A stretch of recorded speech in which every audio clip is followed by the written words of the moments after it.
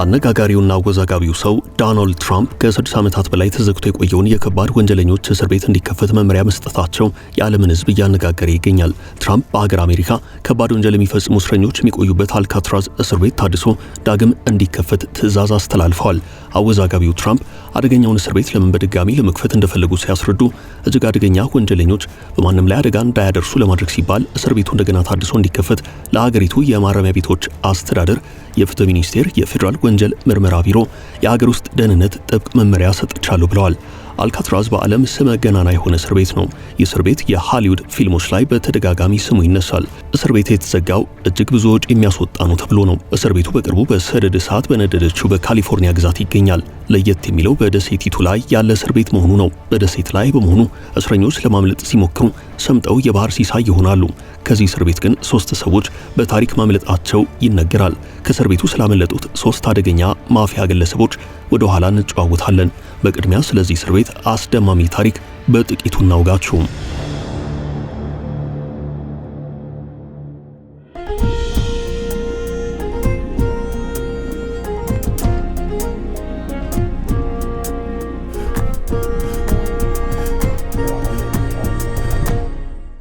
አልካትራዝ በሳን ፍራንሲስኮ ጋልደን ጌት ድልድይ አቅራቢያ በሚገኝ ደሴት ላይ ተገንብቷል። ስለዚህ ዝነኛ እስር ቤት የአሜሪካው ፕሬዝዳንት በአንድ ወቅት ከአሜሪካ በጣም እጅግ ከባድ እስር ቤት አንዱ ተብሎ የሚታወቀው አልካትራዝ የሕግ የሥርዓትና የፍትህ ምልክት ሆኖ ያገለግላል ሲሉ ትራምፕ ተናግረው ነበርም። ከፍተኛው የደህንነት ተቋም እንዲሁም ዘ ሮክ ተብሎ የሚታወቀው እስር ቤቱ በ1963 ተዘግቶ የነበረ ሲሆን በአሁኑ ጊዜ እንደ ቱሪስት መዳረሻ ሆኖ እያገለገለ ይገኛል። ዛሬ ከማረሚያ ቤቶች አስተዳደር፣ ከፍትህ ዲፓርትመንት፣ ከኤፍቢአይ እና ከሀገር ውስጥ ደህንነት ኃላፊዎች ጋር ባደረጉት ውይይት በከፍተኛ ሁናቴ የተስፋፋና እንደገና እየተገነባ አልካትራዝ እንዲከፈት መመሪያ ሰጥቻለሁ ሲሉ ትራምፕ በትሩዝ ሶሻል ሚዲያቸው ላይ ጽፈዋል። እስር ቤቱ የአሜሪካ እጅግ ጨካኝና ከፍተኛ ወንጀለኞችን ይዛል ተብሎ ይጠበቃል። ፕሬዚደንት ዶናልድ ትራምፕ የወሮበሎች ቡድን አባላት ናቸው የተባሉትን ኤል ሳልቫዶር እስር ቤት በሚልኩበት ፖሊሲያቸው ከፍርድ ቤቶች ጋር ሲጋጩ ቆይተዋል። በመጋቢት ወር ከ200 በላይ የቬንዙዌላ የወሮበሎች ቡድን አባላትን የያዘ ቡድን ወደዚያ ልከዋል። ከዚህ በተጨማሪ አሜሪካውያን ወንጀለኞችን ወደ ውጭ ሀገር እስር ቤቶች ስለመላክ እቅድ እንዳላቸው ይነገራል። አልካትራዝ በመጀመሪያ የባህር ኃይል መከላከያ ምሽግ የነበረ ሲሆን በ20ኛው መቶ ክፍለ ዘመን መጀመሪያ እንደ ወታደራዊ እስር ቤት አገልግሏል። የአልካትራዝ ታሪክ ጅማሮ አልካትራዝ በ1850 ለመጀመሪያ ጊዜ ሲገነባ ወታደራዊ እስር ቤት ነበረም። በትንሽዬ ደሴት ላይ ከፍ ብሎ ባለው አቀማመጡ ወንጀለኞች እንዳያመልጡ ያግዳል ተብሎ ነበር የታሰበው። በ1912 በዓለም ረጅሙ የሲሚንቶ ግንብ በዙሪያው ታጠረም። የእስር ቤቶች ሁሉ ቁንጮ በሚል ስያሜ ይታወቃል። በሌሎች የአሜሪካ ማረሚያ ቤቶች ለመቆየት አስቸጋሪ ወይንም አመፀኛ የሆኑ ታራሚዎች ወደ አልካትራዝ ይወሰዳሉ። ይህ እስር ቤት እጅግ ልዩ ነው። 3 እስረኞች በአንድ ጥበቃ ቁጥጥር ስር ይሆናሉ። ይህንን የአልካትራዝ አሰራር ሌሎች ማረሚያ ቤቶችም ይጠቀሙ በታል 3 እስረኞችን በአንድ ወታደር ወይንም የእስር ቤት ዘብ መጠበቅ የሚለው መርህ ለዓለም ሕዝብ የተዋወቀው በአልካትራዝ ነው። እስረኞችን ለየብቻቸው በማሰር እንዳያሴሩ ማድረግ ከጥብቅ የቁጥጥር መንገዶች አንደኛው ነው። እስረኞች ከሳምንቱ መጨረሻ ቀናቶች እርስ በርሳቸው እንዲያወሩ አይፈቀድላቸውም። ይህን መመሪያ የሚተላለፉ ታራሚዎች ከምድር በታች ወደ ተገነባ ለይቶ ማቆያ ይወሰዳሉ። ለሳምንታትም በዚያ ይቆያሉ። ቅጣት መሆኑ ነው። አልካትራዝ እንደ ሌላው የአሜሪካ እስር ቤት አይደለም። እዚህ እስረኛ ለብቻው ነው የሚታሰረው። እስረኞች የሚነገራቸውን ብቻ ነው የሚያደርጉት። የሚፈልጉትን መናገር አይችሉም። ጋዜጣም ሆነ መጽሐፍ እንዲኖራቸው አይፈቀድላቸውም። ስለ ውጭው ዓለም የሚኖራቸውን እውቀት እኛ ነው የምንነግራቸው። የእስረኞቻችን ዓለም እዛ ግንብ ውስጥ ብቻ ነው። በየቀኑ ጢማቸውን ይላጫሉ። በሳምንት 2 ገላቸውን ይታጠባሉ። በወር 1 ጊዜ ጸጉራቸውን ይቆረጣሉ። ከዚህ ውጭ ለአደገኛ ወንጀለኞች አይፈቀድም። አልካትራዝ የተፈጥሮና ሰው ሰራሽ የሆነ ጥበቃ ያለበት ከፍተኛ ቁጥጥር የሚደረግበት እስር ቤት ነው።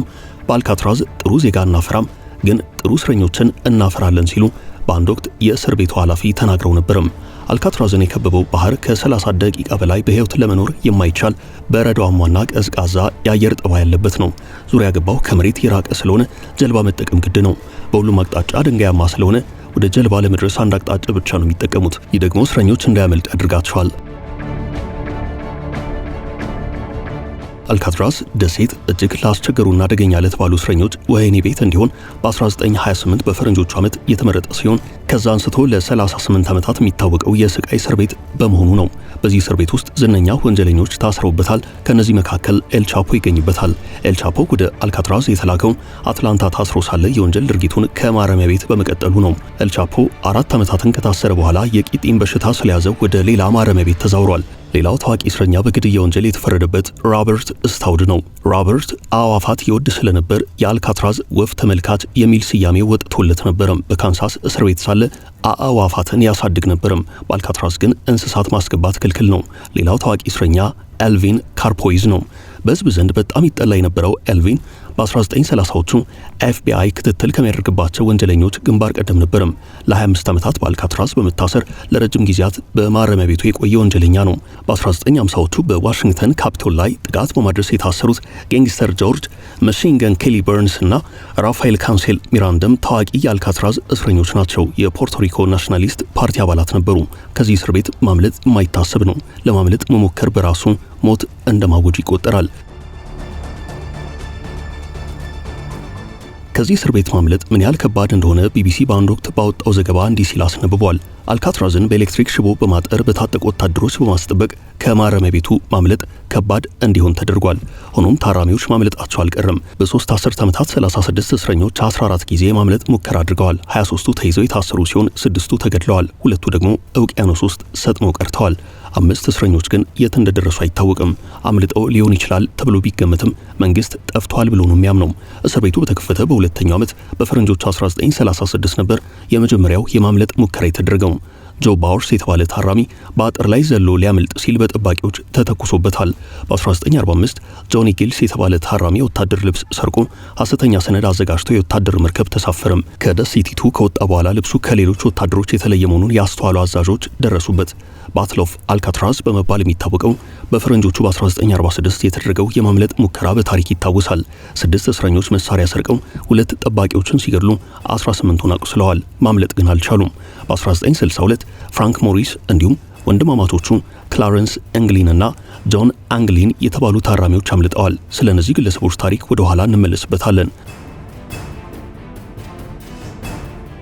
ጃን ስኮት እና ዳርል ፓርከር የተባሉ ታራሚዎች በጓዳ በኩል ሾልከው ቢያመልጡም ደሴቲቱ ላይ ተይዘዋል። ከእስር ቤት ያመለጡት ተአምረኞቹ ወንድማማቾችና ፍራንክ ሊሞኒስ። ፍራንክ ሊሞኒስ የተወለደው ዋሽንግተን ሲሆን አልካትራዝ እስር ቤት ሲገባ እድሜው 34 ነበርም። ሞሪስ ከአባትና ከእናት ተለይቶ ያደገው በማደጎ አሳዳጊዎቹ ነው። አእምሮ የሰላ መሆኑ ተነግሮለታል። ኋላ በተደረገለት የተለያየ ምርመራ ጥያቄም ሲጠየቅ ሞሪስ ከአሜሪካ ሕዝብ 2% ብቻ የሚታደሉትን ልዩ የአእምሮ ችሎታ እንደተካነ ለማረጋገጥ ተችሏል። ነገር ግን ያንን ችሎታውን ወደ ጠቃሚ የፈጠራ ስራ አልቀየረውም። ልዩ ችሎታውን ለሌብነት፣ ለዝርፊያነት እንኳን በውል በህልምም ይታሰባል ከማይባልበት የአልካትራዝ እስር ቤት ለማምለጥ ተጠቅሙበታል። ሞሪስ በስርቆት ወንጀል ተከሶ ችሎት የቀረበው ገና በ13 ዓመቱ ነበርም። 20 ዓመት እስኪሞላው በአደንዛዥ እጽ አዘዋዋሪነት በትጥቅ የተደገፈ ዘረፋ በማድረስ እየተከሰሰ የወጣትነት እድሜውን በእስር ቤት አሳልፏል። በቤት ሰርሳሪነት፣ ህገወጥ በረራ በማድረግ የተፈረደበት የ20ዎቹ እድሜዎቹን በፍሎሪዳ በጆርጂያ ታስሯል። የእስር ጊዜውን ሲጨርስ እዛው የለመደው ስራ ውስጥ ይሰማራል። በባንክ ዘረፋ ተይዞ 10 ዓመት ተፈርዶበት በሉዚያና እስር ቤት የታሰረ ሰው ነው። ግን አምልጦ ጠፋም። ቢሆንም ሌላ ባንክ ሲዘርፍ ተይዞ ለዚህ ማደገኛ ተብሎ በጥር ወር 1952 ወደ አልካትራዝ ወህኒ ቤት ተላከም።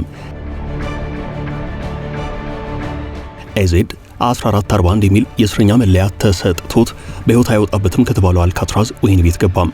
ኋላም ከወንድማማቾቹ ጋር በመሆን ለማምለጥ ችሏል። ወንድማማቾቹ ክላረንስ አንግሊንና ጆን አንግሊን በአንድ ዓመት የሚበላለጡ ሁለቱም ወደ አልካትራዝ ወህኒ ቤት ሲገቡ ዊሊያም የ32 ክላረንስ የ31 ዓመት ወጣቶች ነበሩ። በግብርና የሚተዳደሩት ወላጆቻቸው መኖሪያቸውን በፍሎሪዳ ከተማ አካባቢ አድርገው በእርሻ ስራ ይተዳደሩ ነበርም። ወንድማማቾቹም የእርሻ ስራና ዋና ለመለማመድ ችለዋል። በዚያን ጊዜ በሚሽገን ሐይቅ ሲዋኙ ተወዳዳሪ አይገኝላቸው ነበርም።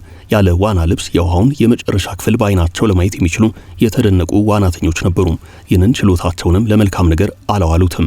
እነርሱም እንደ ሞሪስ ወደ ሌብነት ተግባር ቀይረውታል። ክላረንስ ገና በ14 ዓመቱ የአገልግሎት መስጫ ቢሮ ሰብሮ በመግባቱ ተይዟል። ወንድማማቾቹ መሰሎቻቸውን አደራጅተው ባንኮችን በመዝረፍ ገንዘብ ያላቸውን ድርጅቶች በመሰርሰር ፖሊስ ያስመረሩ ሌቦች ናቸው። ባንክ በሚዘርፉበት ጊዜ ጦር መሳሪያ ይጠቀማሉ። ፖሊስ እንደዛ ብሎ ቢከሳቸውም እነርሱ ግን ካለ አንድ ጊዜ በላይ ተጠቅመን አናውቅም ብለዋል። በመጨረሻ የኮሎምቢያን ባንክ ቅርንጫፍ ከጓደኞቻቸው ጋር በጦር መሳሪያ ታጥቀው ሲዘርፉ ተያዙና የ15 እና የ20 ዓመታት እስራት ተፈረደባቸው። ወንድማማቾቹ በየታሰሩበት እስር ቤት ተደጋጋሚ የማምለጥ ሙከራ በማድረግ ማስቸገራቸውን የፍሎሪዳና የሊበን ወርዝ አትላንታ እስር ቤቶች አስታውቀዋል። ስለዚህ ጥጋባቸውን ሊያበርድላቸው ይችላል፣ ለማምለጥም አይሞክሩትም ወደሚባለው አልካትራዝ ተላኩ። ወንድማማቾቹ ወደ አልካትራዝ በ3 ወራት ልዩነት ተላኩ። ኋላ ላይ ዝናብ ሲዘንብ በማንኪያና በሹካ ለዓመታት ቆፍረው ከእስር ቤት አምልጠዋል። ከእስር ቤቱ ለማምለጥም የዋና ችሎታቸውን ተጠቅመዋል። ከእስር ቤቱ ካመለጡ በኋላ ዳግም ተፈልገው ሊገኙ አልቻሉም።